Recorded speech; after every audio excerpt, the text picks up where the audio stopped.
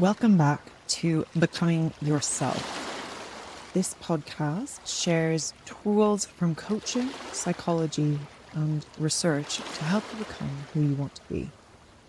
My name is Maev Conneely, and I'm so glad you're here. So today, I want to talk about decision-making paralysis, or I guess any type of paralysis. Specifically, I'm going to share 2 traps that I've come across in my clients and in myself time and time again.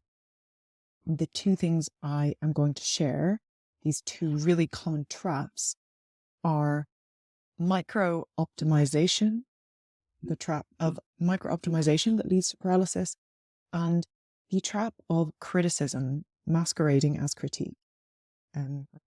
Criticism pretending to be critique. So before I jump into both of those, I wanted to say that they're extremely common in people who have very high standards and high expectations of themselves. And that both of these sort of traps that can get us into a state of paralysis, a state of being stuck and feeling unable to get unstuck, unable to take action, and these 2 traps fuel each other. And you'll see what I mean by that in a moment. So firstly, micro-optimization. To explain this trap, I'm going to give you an example of somebody who wants to start selling their drawings on Etsy. So let's imagine this person, they love drawing and they'd like to generate some extra income. They think it would be a cool project. So they decide to set up an Etsy shop. And so a few things have to get done for that to happen. You have to make the drawings, you have to post them on Etsy. And in starting out to kind of start doing that, they start thinking things like, wouldn't it be better if I took the photos in natural light? Wouldn't it be nicer if I took the photos even better if they were taken in a garden, in a beautiful garden in spring, sun is shining, the flowers are out? So this is the trap of micro-optimization. They seem like good ideas. Then this person might start thinking, well, I need some new pens to make the drawings, or some paints or pencils. And then they might think, wouldn't it be even more special if I were to set up one of these fancy cameras that would that would take a video of my hands while I'm drawing? Wouldn't that be much better? And then they think, I'll start drawing something and think, God, I'm not really feeling inspired. Wouldn't it be better if I did it on a day when I felt inspired and when the sun was shining and when I had set up my video so that I could take a video of my drawings? And so they might then, delay to the next day for sun, then they might delay to the next day or the next week to get new equipment to film or new equipment to draw.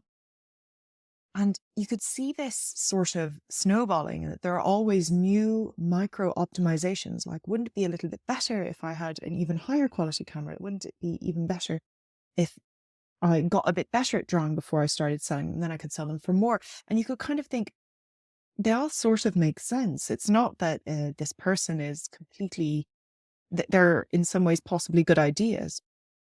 But these types of micro-optimizations can sort of trap us, because in the end, the reality is that this person has not uploaded anything onto Etsy yet, hasn't opened the shop yet. And months could go by and years could go by, especially with a project like this, which is just an extra thing they're doing. They probably have a busy life on top of this thing they want to start, and there's no deadline. Nobody's going to force them to do it. So you can kind of procrastinate on your dreams and, in a way, procrastinate eternally. It's the sort of worst form of procrastination that isn't avoiding something that's eventually going to happen. It might actually never happen. And it's a sad sort of reality that a lot of people end up in, that because of high standards, because of wanting to do it the best way possible, and wanting to take the first step in the best way possible, and then stopping taking any step out of fear of doing the wrong one, or doing not even the wrong one, but the least optimal one, or slightly suboptimal, or second best step. So That was the first trap that I think is incredibly common. And if it speaks to you, you're definitely not alone in it. The second one I want to talk about is related and would kind of fuel and be fueled by trying to optimize eternally. And that is criticism that is sort of pretending to be constructive critique. So to explain this, I'm going to take a different example of somebody who has to prepare a report. It could be anything, though. It could be a presentation, it could be an essay, it could be a thesis or a paper or any project. It could be a podcast, it could be a film. This person wants to write this report, and they know, because they've heard again and again, that the first paragraph is the most important part of any report, because that is what's going to determine whether people keep reading it and people maybe make decisions quite quickly based on their initial impressions. So this person is ready to start their report and they are starting to write. And as they write, the words are appearing on the page. Their brain says things like, that's not very clear, that's not engaging enough. That word is used all the time. It's a kind of a cliche, or that word is not fancy enough. It's not erudite enough. They're going to think you're stupid, or you don't know how to write, or you don't know the first thing about the topic of this report. You need to change it. It needs to be more attention grabbing, or it needs to be, more engaging, intelligent, original. And we could imagine this person having these critical thoughts that they might be thinking they're helpful thoughts. They're objectively constructive thoughts that are going to improve the paragraph. And it needs to be good. It needs to be important. It's an important paragraph, this first one. So I should listen to them, and I should not leave something on the page that isn't good enough, that isn't meeting my high expectations for this report. But the reality, if somebody were filming this person at their laptop, or this person writing these words out, is that they would write a few words and then delete them, and then maybe write a few more words and then delete them, or go back and edit them, or change it over and back, move sentence 1 to become sentence 2, move sentence 3 to become sentence 5.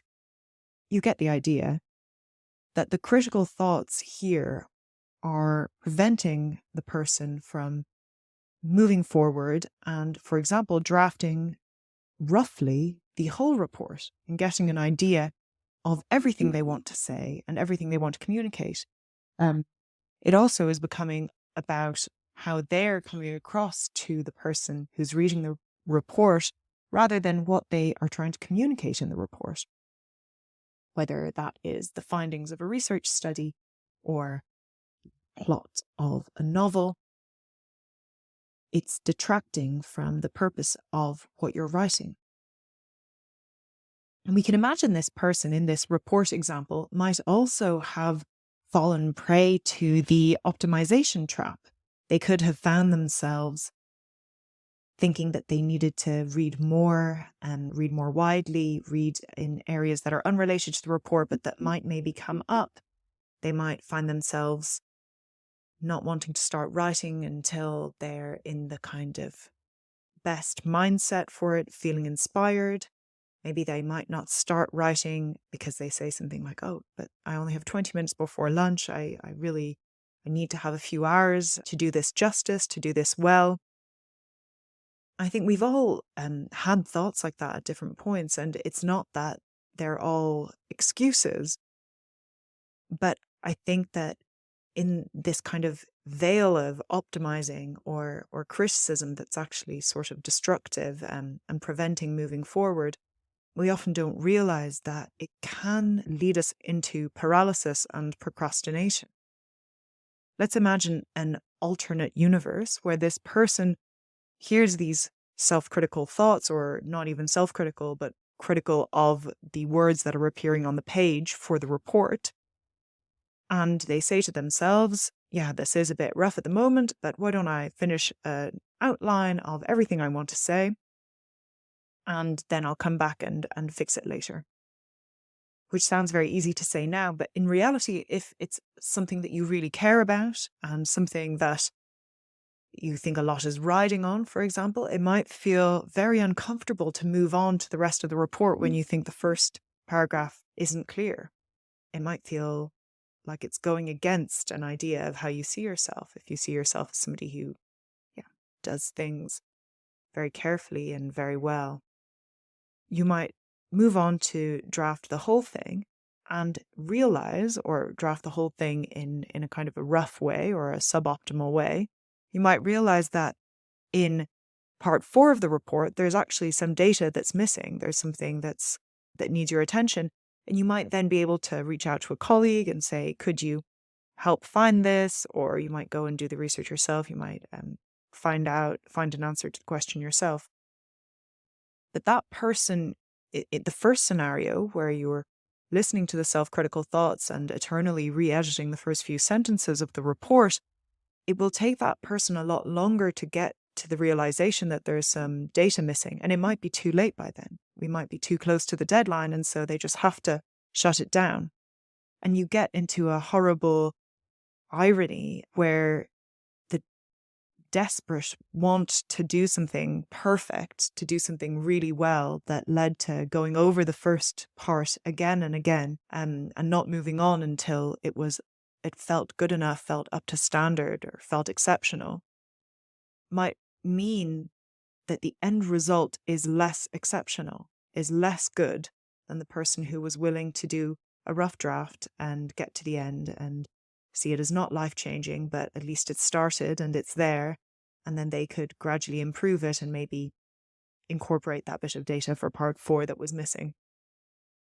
Whereas the person who kind of procrastinated and was paralyzed and re-edited the beginning all of those times will take much longer and then not be able to incorporate these brilliant ideas they had because they're up against the deadline. So if you see yourself in any of those two really common traps, I hope you realize that you're not alone, and I hope you can have some compassion for yourself, because it is your brain trying to protect itself and probably comes out of a place of wanting to do things very well. The problem is that it can stop us from doing anything at all. And one way to kind of avoid that and to step out of paralysis is to try to find out, to be honest with yourself. Am I kind of micro-optimizing here? Or am I optimizing, but maybe I could do it later? And one way to kind of convince yourself of taking that first step, even if you feel not fully prepared for it or that things could be better, is that taking that step will lead to enormous learning. So the person who had the self-critical thoughts and was trying to write the report and couldn't kind of get past the first page of writing because they kept re-editing and trying to make it better and better, that person would have learned so much more from drafting the whole thing and maybe getting some feedback on it and then being able to edit it, tweak it, and improve it, had they been able to been willing to take a chance and to take a step that might be unfinished, unpolished, imperfect. Whereas the person who was not willing to share something imperfect will not get chances to improve and to learn. The same with if you were starting a journey and you want to do it in the most carefully thought out way possible. You could spend forever researching and changing your mind and going over and back and never setting out, never leaving the door, never taking a first step. So I want to leave you with some questions to ask yourself. If you find yourself in these patterns where you end up having to rush at the last minute to get things finished for a deadline, for example, maybe you could ask yourself, how does this time pressure help me? What does leaving this task or leaving any project until the last minute allow me to do? What does it give me permission for? You might be thinking, well, at the last minute, I get better ideas, I get inspired. And I would wonder, if that is true, do you get better ideas at the last second when you're up against the deadline? Or is it that when you're that close to the deadline, your brain shuts up these traps? Your brain says, we don't have time to optimize right now. And so you don't criticize.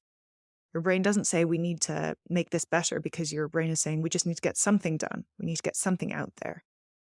And so it's not shooting all of your ideas down. So you think you have better ideas, or you let the idea appear on the page long enough to improve it, or to just give it space, to let it lead to the next idea that might be better. So if you can ask yourself those questions, it might be interesting what comes out. And I'm going to end with a quote. Before I do that, I just wanted to say thank you so much for listening. And if you found anything helpful in what I've said, I would be so grateful if you share this episode with somebody else who you think might benefit from hearing about these two traps that lead to paralysis. And you can also subscribe to not miss my next episode, and follow me on LinkedIn. I am at Maev Conneely. So MAEVCONNEE1LY, coach. And at the moment, you can actually book a free consultation through my website. So I'm not sure how long that will be possible for, but at the moment, you can get 45 minutes of coaching completely for free. Yeah, at drmaevconneely.com. Now, the quote is by Brianna Wiest. This is from The Mountain Is You. And she says, usually, when we are facing a problem that is circumstantial, we are facing the reality of life. When we have a problem that is chronic, we are facing the reality of ourselves. There you go. Have a great day, and thank you for tuning in.